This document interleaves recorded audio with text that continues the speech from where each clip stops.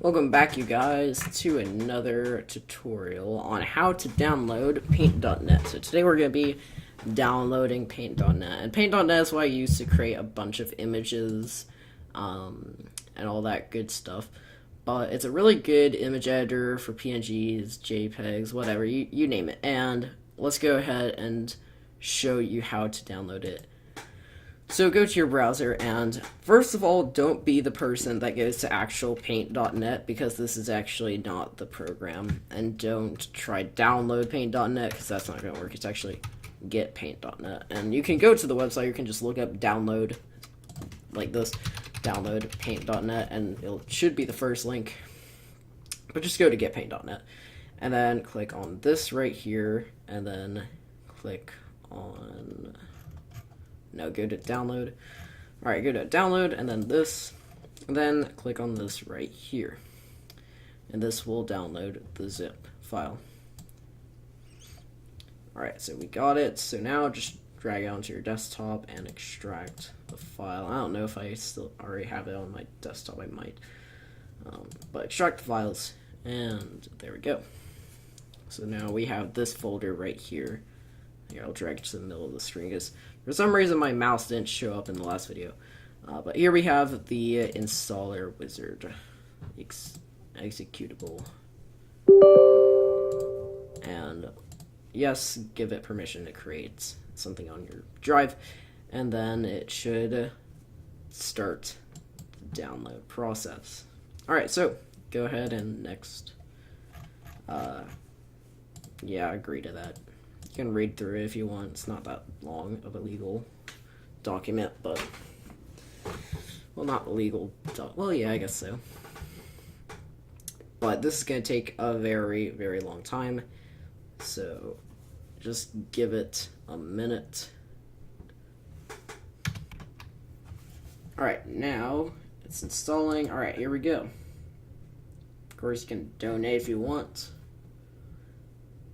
Preferably, I don't really care to donate very much. Well, of course, it is a good program. I just don't like to pay money for things that I don't have to pay money for. But yeah, it's gonna take some time. But I'm just gonna pause now.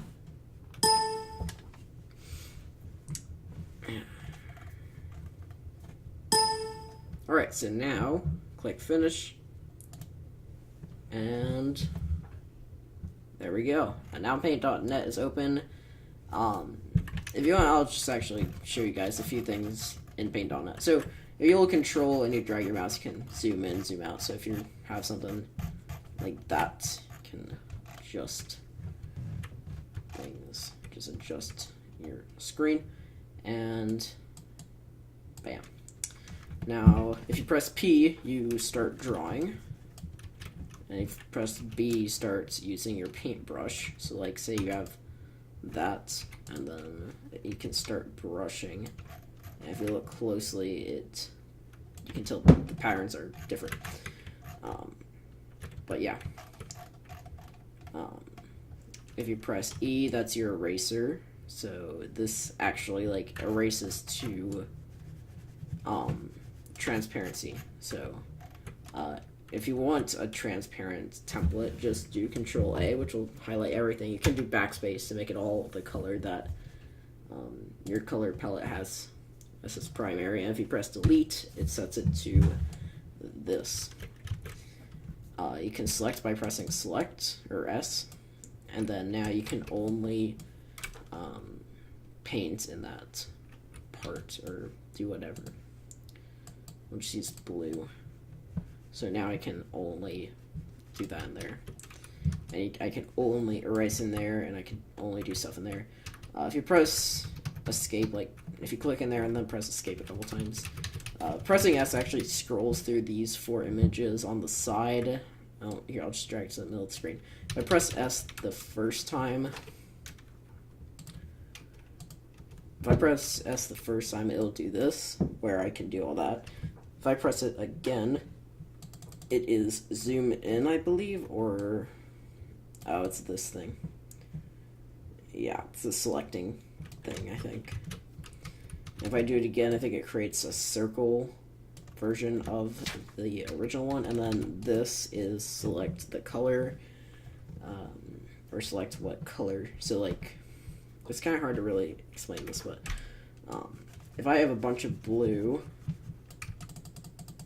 and then if you press F, by the way, it's like fill, which is what I'm doing right now, so I'm just bulging it out a little bit. So if I go to the forward select, so now it's selected this. Now I'm gonna just brush it up a little bit with some like pink or something, for example. And now, as you can tell, I can only do that. And now if I press Control, I'll select that, and then I'll also select the next thing that I did. But all these blues in here, as you can tell, aren't really chosen. But if I do Shift and then click, everything on the entire template that's that color, with the threshold, which we'll cover in a second, is now selected. So you can tell that those are selected as well. But this pink should not be selected because we don't have that high of a threshold for the grab. So to change your threshold, go ahead and first of all escape from that, and I believe you just drag over, or it might be this. I'm trying to think. Can't remember how I did it. It's been a while since I've done, or since I've changed the threshold. Screw off. But there's some way to adjust your threshold. I want to say it was through this, maybe. Probably not. I'm pretty sure you just drag over. It's like right here or something. Like you do that and then you just drag over. I don't know. But somehow you can adjust your threshold. Just look it up. And your threshold can be adjusted through that. And that's pretty much all. If you press T, you change your text editor, which now I can type in here, and it'll do that. So yeah, I hope you guys enjoyed today's tutorial. As always, don't forget to leave a like and subscribe. If you have any questions, you can comment down below. I'll see you guys in the next video. Goodbye.